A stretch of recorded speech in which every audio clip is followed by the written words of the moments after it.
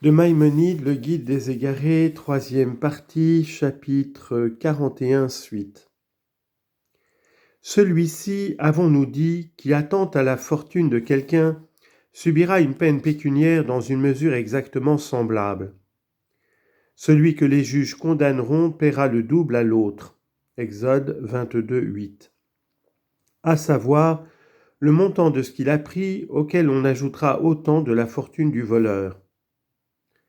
Il faut savoir que plus le genre de crime est fréquent et facile à perpétrer, plus la peine doit être forte pour qu'on s'abstienne de le commettre. Et plus il est rare, plus la peine doit être légère. C'est pourquoi l'amende que paie celui qui vole des brebis est le double de celle qu'on paie pour d'autres objets transportables, je veux dire qu'elle est le quadruple, à condition toutefois qu'il s'en soit dessaisi en les vendant ou qu'il les ait égorgés. De tout temps, en effet, elles sont fréquemment volées parce qu'elles sont dans les champs où on ne peut pas les surveiller, comme on surveille les choses qui sont dans l'intérieur des villes.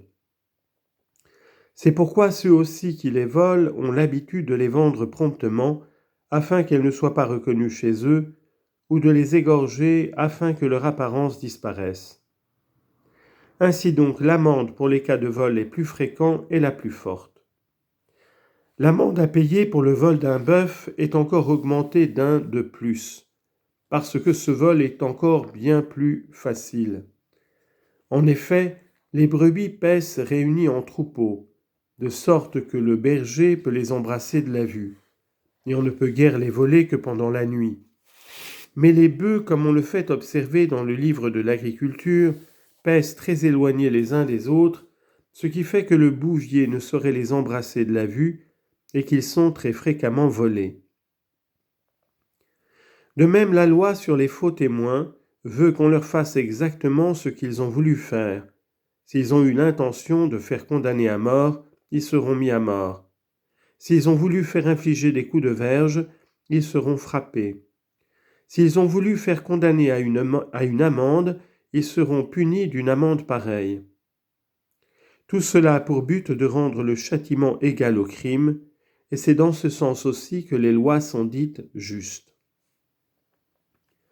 La raison pourquoi le brigand n'est pas obligé de payer quelque chose en sus, à titre d'amende, car le cinquième n'est qu'une expiation pour le faux serment, c'est que le brigandage n'a lieu que rarement. En effet, l'attentat de vol est plus fréquent que le brigandage. Premièrement parce que le vol peut se commettre en tout lieu, tandis que le brigandage ne peut que difficilement s'exécuter dans l'intérieur des villes. Deuxièmement, parce que le vol peut être commis tant sur des objets en vue que sur ceux qui sont entourés de secrets de surveillance, tandis que le brigandage n'est possible que sur des objets en vue épatants, de sorte que l'on peut prendre des précautions contre le brigand, se mettre en garde et lui résister, ce qu'on ne peut pas faire à l'égard du voleur. Troisièmement, parce que le brigand est connu, de sorte qu'il peut être requis en justice et qu'on peut chercher à se faire rendre ce qu'il a pris, tandis que le voleur est inconnu. Par tous ces motifs, le voleur est condamné à une amende, tandis qu'une pareille condamnation n'a pas lieu pour le brigand. Observation préliminaire. Sache que pour la pénalité tantôt grave et fort douloureuse, tantôt moindre et facile à supporter, 4 choses sont prises en considération. Premièrement, la gravité du crime, car les actions dont il résulte un grand dommage entraînent une peine plus forte, tandis que celles qui ne causent qu'un dommage peu considérable sont punies plus faiblement.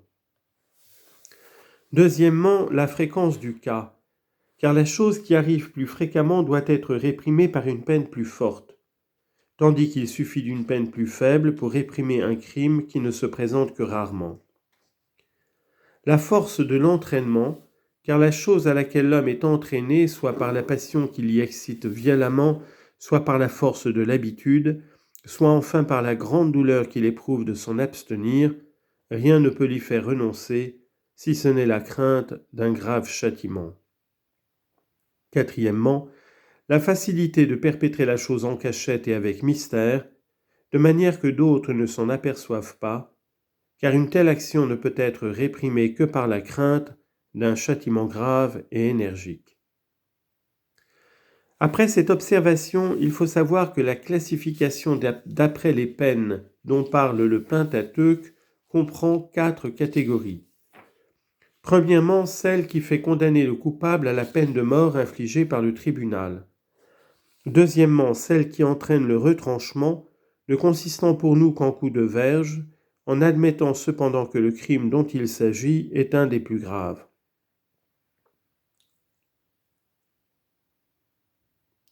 Troisièmement, celle qui entraîne la peine des coups de verge et où le péché, loin de passer pour un des plus graves, n'est qu'une simple transgression, ou bien la peine de mort infligée par Dieu. Quatrièmement, celle qui renferme de simples défenses, ne donnant même pas lieu à la peine des coups.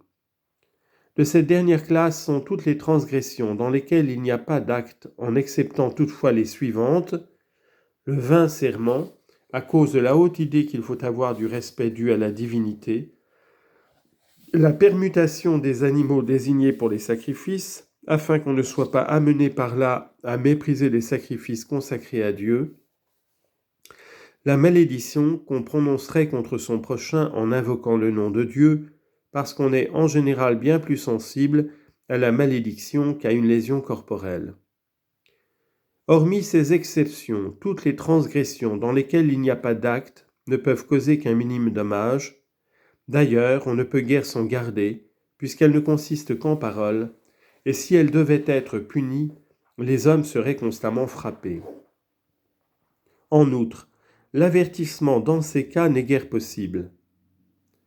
Dans le nombre des coups, il y a également de la sagesse, car ils sont déterminés au maximum, mais indéterminés par rapport aux personnes. En effet, chaque individu ne peut être frappé que selon ce qu'il peut supporter, mais le maximum des coups est de 40, quand même il en pourrait supporter 100. Quant à la peine capitale, tu ne la trouveras dans aucun des cas relatifs aux aliments prohibés, car il n'en résulte pas un grand mal, et les hommes n'y sont pas non plus fortement entraînés, comme ils le sont au plaisir de l'amour. On encourt la peine du retranchement pour l'usage de certains aliments, pour l'usage du sang par exemple, qu'on était dans ces temps-là très avide de manger, pratiquant par là un certain rite idolâtre, comme cela a été exposé dans le livre de Tom Tom. C'est pourquoi on l'a si sévèrement interdit. De même, l'usage de la graisse est puni du retranchement parce que les hommes s'en délectent. Aussi a-t-elle un rôle distinct dans le sacrifice qu'on a voulu honorer par là. De même encore, la peine du retranchement s'applique à celui qui use de pain levé pendant la Pâque et à celui qui prend de la nourriture le jour du grand jeûne, chose interdite tant pour nous imposer une privation pénible que pour nous conduire à la foi. Car il s'agit là d'actes servant à consolider des croyances qui sont les bases de la religion, à savoir d'une part la croyance à la sortie d'Égypte et à ses miracles, et d'autre part celle relative à la pénitence. Car en ce jour, il vous fera faire expiation. Lévitique 16:30.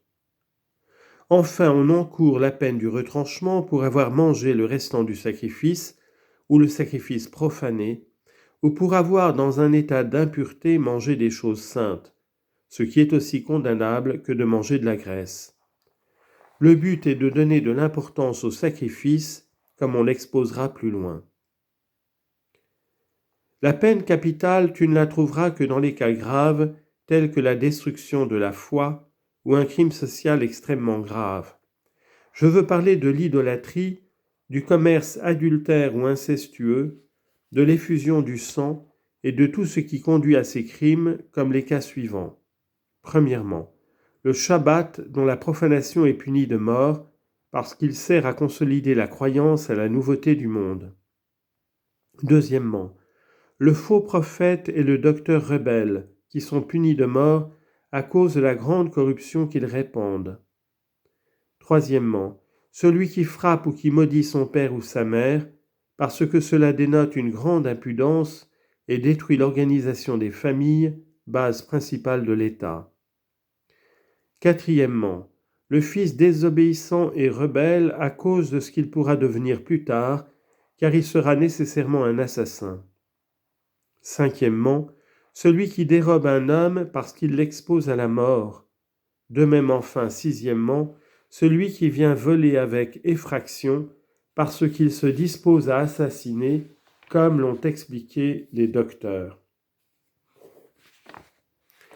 Les trois derniers, je veux dire le fils désobéissant et rebelle, celui qui dérobe une personne et la vend, et celui qui vole avec effraction, finiront certainement par devenir assassins.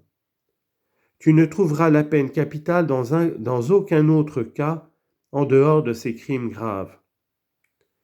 On ne punit pas de mort tous les incestes, mais seulement ceux qu'il est plus facile de commettre ou qui sont les plus honteux, ou vers lesquels on est plus fortement entraîné.